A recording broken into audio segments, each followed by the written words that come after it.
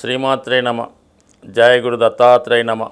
ఈ వీడియోలో మనం అక్టోబర్ 1వ తారీఖు నుంచి డిసెంబర్ 31 మధ్యలో జరగబోయే 3 నెలల ఫలితాలు వృషభ రాశి వారికి ఏ విధంగా ఉంటాయి అంటే, ముఖ్యంగా ఈ చివరి 3 నెలల్లో ఆర్థిక పరమైనటువంటి స్థితి ఏ విధంగా ఉంటుంది ఈ వృషభ రాశి వారికి, వారు ఫైనాన్స్ ప్లానింగ్ ఏ విధంగా చేసుకుంటే బాగుంటుంది, వారు ఆర్థిక స్థితిలో లాభ నష్టాల గురించి ఈ వీడియోలో మనం కొద్దిగా వివరంగా చర్చించుకునే ప్రయత్నం చేద్దాం.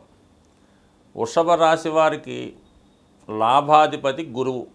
అంటే మనకి గురువు యొక్క స్థితిని బట్టి జాతకుడికి వృత్తి వ్యవహారాల్లో ఆర్థిక సంపద కలగజేసే గ్రహం రాహుగ్రహం. అటువంటి రాహుగ్రహం శుభగ్రహాలతో కలిసి ఉన్నప్పుడు జాతకుడి సంపాదన చాలా నిజాయితీగా, స్వచ్ఛంగా, ఎవరికి అపకారం లేకుండా ఉంటుంది. అదే గురుగ్రహం పాపగ్రహాలతో కలిసిన రాహుగ్రహం లాంటి కలిస్తే అక్రమ ఆర్జన, అన్యాయంగా ధనం సంపాదించడం, జోదం అటువంటి వాటి ద్వారా ఆదాయం లభిస్తూ ఉంటుంది. ఈ విధంగా గురువు లాభాధిపతి అయితే, మరి వృషభ రాశి వారికి ధనాధిపతి బుధుడు.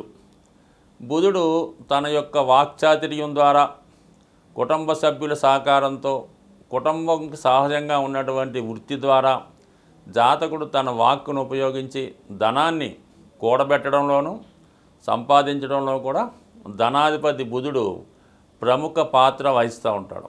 సో ఈ విధంగానే మరి ఈ బుధుడు శుభగ్రహాలతో కలిసి ఉంటే మంచి మార్గాల ద్వారా, పాపగ్రహాలతో కలిస్తుంటే చెడు మార్గాల ద్వారా సంపాదించడం జరుగుతూ ఉంటుంది. ఎక్కువగా ఏమవుద్దంటే ఈ వృషభ రాశి వారికి ఈ బుధుడు పాపగ్రహాలతో కలిసినప్పుడు జాతకుడు తొందరగా అందరినీ నమ్మి మోసపోవడం జరుగుతూ ఉంటుంది. అంటే బుధుడు చాలా చంచలమైన ప్లానెట్ అవ్వడం వల్ల వీళ్ళ యొక్క ఆదాయం వనరులు కూడా కొద్దిగా అప్ అండ్ డౌన్స్గా నడుస్తూ ఉంటాయి అన్నమాట. సో ఏదైనా ఈ వృషభ రాశి వారి యొక్క ఆర్థిక స్థితి అంతా కూడా ఈ బుధ గురువుల బట్టి ఆధారపడి ఉంటుంది. అంటే వారి యొక్క జాతకంలో గోచారరీత్యా ఈ గురువు, ఈ బుధుడు పరస్పరం ఒకే రాశిలో ఉన్నప్పుడు కానీ, పరస్పరం ఒకరికి కోణంలో ఉన్న, అంటే 1-5 స్థితిలో ఉన్న, లేదంటే ఇద్దరిపైన పరస్పర వీక్షణ ఉన్న 100% జాతకుడికి ధనయోగం ఏర్పడుతూ ఉంటుంది. అంటే ఏదో విధంగా సోర్సు ఉన్న రాశిని బట్టి, కలిసిన గ్రహాన్ని బట్టి ఆర్థిక లాభం కలుగుతూ ఉంటుంది. మరి అటువంటి ఈ 2 గ్రహాలు ప్రస్తుత స్థితితో పాటు శుక్రగ్రహం కూడా వ్యక్తిగతంగా శుక్రుడు ధనాన్ని ఇచ్చే గ్రహం కాబట్టి, మరి ఈ రాశి వారికి శుక్రుడు యొక్క స్థితిని బట్టి కూడా ఫైనాన్స్ వనరులు ఖర్చులు నష్టపోవడం, మోసపోవడం కూడా ఈ శుక్రుని వల్ల తెలుస్తూ ఉంటాయి. కానీ ఎక్కువగా ధనయోగాన్ని ఇచ్చే గ్రహాలు బుధ, గురువులు. మరి అటువంటి బుధుడు ఇంచుమించుగా మీకు అక్టోబర్ 13 వరకు కూడా కన్యరాశిలో సంచరిస్తూ రాశి అందే ఉన్నటువంటి గురుగ్రహంతో కోణ దృష్టి ఏర్పడింది. అంటే ఇంకా సింపుల్గా ఏంటంటే, వృషభ రాశి అన్నది భూతత్వ రాశి, అందులో గురువు ఉన్నాడు. అలాగే కన్యా రాశిలో కూడా భూతత్వ రాశి బుధుడు రావడం వల్ల ఇద్దరి మధ్య కూడా, అంటే ఇద్దరు ఒకే రాశిలో ఉంటే ఎటువంటి ఫలితం ఇస్తారో, గురువు బుధుడు ఈ విధంగా ఈ 2 రాశుల్లో ఉన్నప్పుడు కూడా, అంటే 1, 5, 9లో ఉన్నప్పుడు అదే ఫలితం ఇవ్వడం జరుగుతుంటుంది. అయితే కొద్దిగా ఎక్కువ తక్కువ ఉండే అవకాశం ఉంది కాబట్టి అక్టోబర్ 13 వరకు జాతకుడికి ధన లాభం కలుగుతుంది. అది ఏ విధంగా? కుటుంబ సభ్యుల ద్వారా, కుటుంబం చేస్తున్నటువంటి వ్యాపారం ద్వారా, లేదంటే కుటుంబంలో ఎవరికన్నా ఆదాయం పెరగడం ద్వారా. ఒకటి, బుధుడు 5వ స్థానంలో ఉండడం వల్ల జాతకుడు తన వ్యక్తిగత సామర్థ్యాన్ని పెంచుకోవడం వల్ల, తనలో ఉన్నటువంటి టాలెంట్ ద్వారా, అంటే ఎక్కువగా ఈ బుధుడు మిథున రాశిలో ఉన్నవారికి ఈ కన్యా రాశిలో ఉన్నప్పుడు చిన్న వ్యాపార వర్గం వారు ఉంటారు. అలాగే ఈ సినిమా ఇండస్ట్రీలో మిమిక్రీ ఆర్టిస్టులు, చైల్డ్ ఆర్టిస్టులు, మామూలుగా చిన్న ఆర్టిస్టులు, జూనియర్ ఆర్టిస్టులు ఎక్కువ ఉంటారు. వారికి 100% ఈ అక్టోబర్ 13 వరకు కూడా ఏదో విధంగా జీవనోపాధి లభిస్తూ ఉంటుంది, ఆర్థిక పరంగా అనుకూలంగా ఉంటుంది.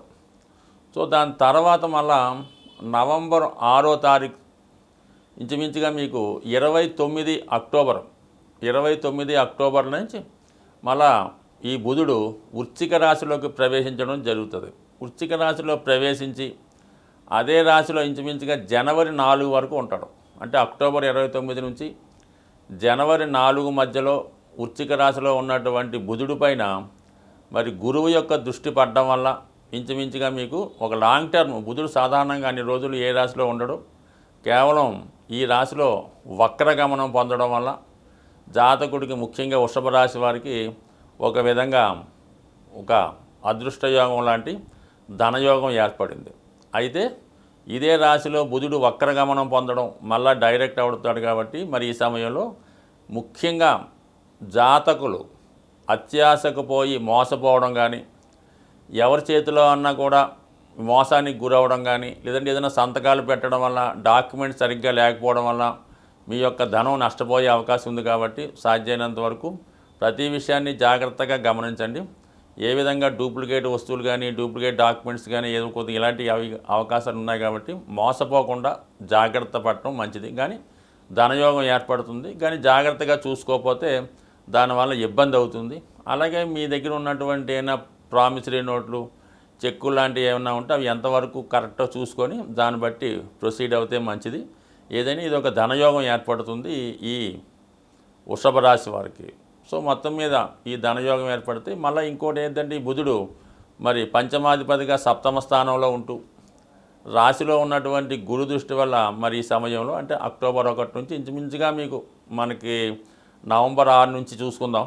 నవంబర్ 6, డిసెంబరు అంతా కూడా మీకు ప్రేమ వివాహం చేసుకుందాం అనుకున్న వాళ్ళకి ఖచ్చితంగా ప్రేమ వివాహం లాంటి సక్సెస్ అవ్వడం, వివాహ విషయంలో కొలిక్కి రావడం జరుగుతుంది. అంటే ఇందులో ఏంటంటే స్పెషల్ వివాహం ద్వారా కూడా జాతకుడు లాభాన్ని పొందే అవకాశం ఉన్నది. అంటే ఉద్యోగం చేసే భార్య రావడం కానీ, డౌరీ తెచ్చే భార్య రావడం కానీ, ఏదన్నా ఆస్తి రూపంలో కలిసి రావడం కానీ జరిగే అవకాశం ఉంది. కాబట్టి మొత్తం మీద ఈ వృషభ రాశి వారికి రాబోయే 3 నెలలు కూడా చాలా చక్కని ధనయోగాలు ఏర్పడడం జరిగింది. కాబట్టి దాన్ని జాగ్రత్తగా సద్వినియోగం చేసుకుంటే ఈ చివరి క్వార్టర్లో మీ యొక్క ఆర్థిక స్థితి మెరుగుపడే అవకాశం ఉంది. సో ఏదైనా మనం ఆర్థిక విషయాల్లో ఎటువంటి లోటు లేకుండా ఉండాలంటే మరి ప్రతి ఒక్కరూ కూడా సాధారణంగా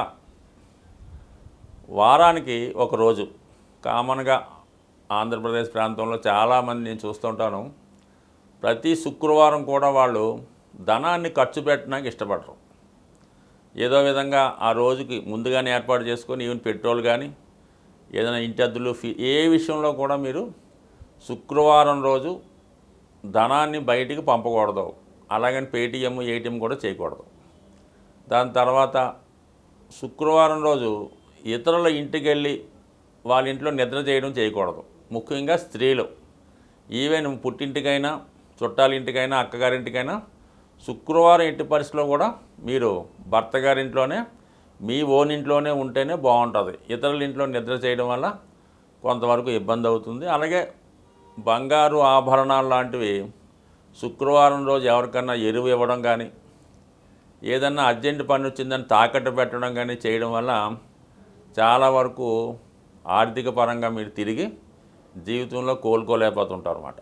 సో ఈ విధంగా ఈ నియమాలు పాటించి కనీసం శుక్రవారం కానప్పుడు వారి ప్రాంతాన్ని బట్టి మంగళవారం ఈ విధంగా చేయడం వల్ల మీకు ఏమవుద్దంటే 15% మనీ సేవింగ్ అవుతుందన్నమాట. అంటే ఒక్కరోజు మీరు ఆ ఖర్చులు అదుపు చేయడం వల్ల మీకు 15% సేవింగ్ అయినట్టే అవుతుంది. అది ఆటోమేటిక్గా మీకు దాన్ని 6 నెలలకి 100%గా మారుతూ ఉంటుంది అన్నమాట. అయితే ఇంకోటి ఏం చేయాలా, ముఖ్యంగా ఆర్థిక పరమైన చికాకులకి తమలపాకులు మరి అమ్మవారికి కానీ, ఆంజనేయ స్వామికి కానీ ఎవరికన్నా సరే మరి తమలపాకుల మీద కొద్దిగా సింధూరం మరి ఏదైనా నెయ్యిలో కలిపి బొట్టుగా పెట్టడం కానీ, ఇంకా అవన్నీ అక్కర్లేదు. తమలపాకులు, యాలక్కాయలు మరి అమ్మవారికి తాంబూలంగా పెట్టచ్చు. అలాగే ఆంజనేయ స్వామి పెట్టచ్చు. ఇది చేయడం వల్ల కూడా మీకు ధన సంపద చేకూరుతూ ఉంటుంది. సరే, అది కొంతవరకు అదొకటి చేసుకోవచ్చు. తర్వాత ఏంటంటే మీ యొక్క పర్సులో లేదంటే మీ యొక్క క్యాష్ బాక్స్లో మారేడు దళం ఉంటుంది. మారేడు దళం అది ఏదైనా శివాలయంలో కానీ అమ్మవారి గుడిలో కానీ పూజ చేసింది ఒక మారేడు దళాన్ని తీసుకొని మీరు అది మీ పర్సులో పెట్టుకోండి. నిత్యం ధనం కలకలాడుతూ ఉంటుంది. ఎంత వాడిపోయినా ఎంత మాడిపోయినా ఈ మారేడు దళం మీరు పాకెట్లో పెట్టుకోవడం వల్ల కానీ పర్సులో పెట్టుకోవడం వల్ల జరుగుతుంది. ముఖ్యంగా మీరు ఒక అప్పు కొరకు వెళ్తున్నా, ఒక బ్యాంకు పని మీద వెళ్తున్నా, ఏ ఆర్థికపరమైన పని మీద వెళ్ళినా కూడా మారేడు దళం మీతో తీసుకెళ్ళడం కానీ, ఇంకా మీకు దొరికితే ఆ మారేడు దళాలతో మరి శివాలయంలో పూజ చేసి మారేడు దళంతో అర్చన చేయించి అందులో ఒక దళం తీసుకొని మీరు ఏ పని మీదన్నా వెళ్ళండి. ఆఖరికి భార్యాభర్తలు ఇడిపోయి ఉన్న రాజీ కొరకు మీరు వెళ్తున్నా కూడా అది ఖచ్చితంగా పూర్తి అవ్వడం జరుగుతూ ఉంటుంది. ఇది అద్భుతమైన రెమెడీ కాబట్టి ఇది కూడా మీరు నిరభ్యంతరంగా పాటించవచ్చు. అలాగే మరి కొంతవరకు ఒక పటిక బెల్లం ముక్క, చిన్న పటిక బెల్లం ముక్క ఇదే లేదా క్రిస్టల్స్ కానీ చిన్న చిన్న క్రిస్టల్స్ కానీ ఒక కవర్లో పెట్టి ఎప్పుడు మీ పాకెట్లో పెట్టుకోండి. ఏ పని మీద వెళ్ళినా కూడా అది మీ దగ్గర ఉంచుకుంటే 100% మీకు ఆ పనులు సక్సెస్ అవుతాయి. అలాగే ముఖ్యంగా చీమలకి, నల్ల చీమలకి పంచదార ఆహారంగా వేయడం వల్ల కానీ, చెరువులో అది చేపలు ఉంటాయి కదా, ఆ చేపలకి బిస్కెట్లో ఏదో ఒకటి ఆహారంగా వేయడం వల్ల కానీ, మరి అలాగే గోవుకి అరటిపళ్ళు, పసుపు రంగు అరటిపళ్ళు పెట్టడం వల్ల ఇవన్నీ కూడా జాతకుడికి అదృష్ట యోగాన్ని, సూక్ష్మంలో మోక్షంగా ధనం సంపాదించడానికి కారణమవుతుంది. స్వస్తి.